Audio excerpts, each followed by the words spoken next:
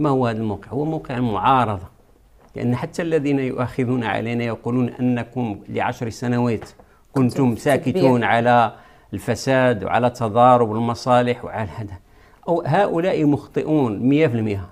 مخطئون لأنهم نحن حينما كنا في المعارضة في الحكومة ل10 سنوات لم يقع مثل الذي يقع اليوم، بل بالعكس، نحن حاربنا الفساد وحاربنا تضارب المصالح.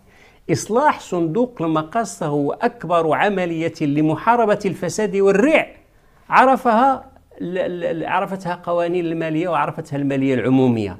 هذه وقعت في عهدنا، وكان معنا رئيس الحكومة اليوم الذي هو معني بالموضوع، معنى أن نحن لم نداريه ولم نجاره، لا لما كنا في الحكومة ولا لما أصبحنا في المعارضة، كنا معه في الحكومة، ومع ذلك حيدنا ديك التيو ديال الدعم اللي هو المؤسسات الدستورية تقول بأنه هذاك دعم ريع وكان غير قابل للمراقبة وغير قابل للشفافية وكان يستفيد منه.